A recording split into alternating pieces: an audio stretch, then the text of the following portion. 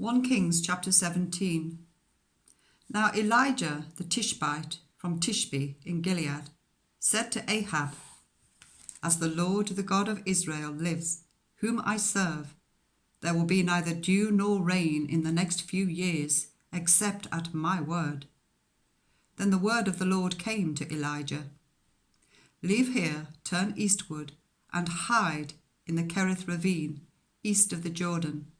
You will drink from the brook, and I have instructed the ravens to supply you with food there."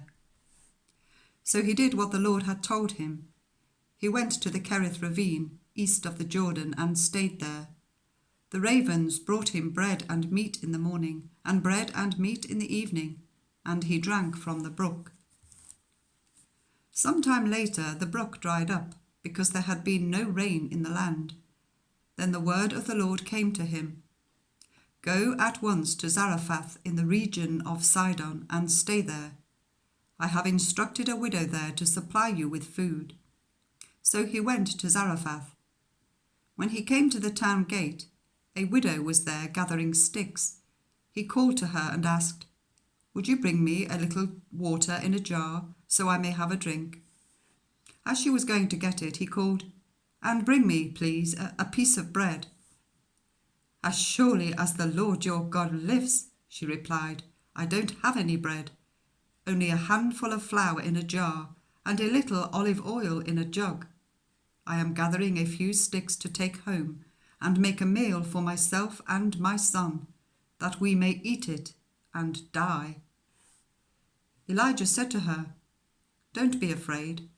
Go home and do as you have said, but first make a small loaf of bread for me from what you have and bring it to me, and then make something for yourself and your son. For this is what the Lord, the God of Israel, says. The jar of flour will not be used up, and the jug of oil will not run dry until the day the Lord sends rain on the land." She went away and did as Elijah had told her. So there was food every day for Elijah and for the woman and her family.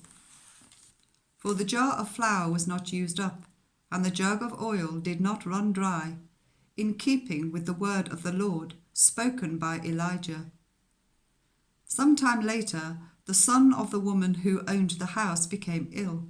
He grew worse and finally stopped breathing. She said to Elijah, "What do you have against me, man of God? Did you come to remind me of my sin and kill my son?" "Give me your son," Elijah replied. He took him from her arms, carried him to the upper room where he was staying, and laid him on his bed. Then he cried out to the Lord, "Lord, my God, have you brought tragedy even on this widow I am staying with by causing her son to die?" Then he stretched himself out on the boy 3 times and cried out to the Lord, "Lord, my God, let this boy's life return to him." The Lord heard Elijah's cry, and the boy's life returned to him, and he lived. Elijah picked up the child and carried him down from the room into the house. He gave him to his mother and said, "Look, your son is alive." Then the woman said to Elijah, "Now I know that you are a man of God, and that the word of the Lord from your mouth is the truth."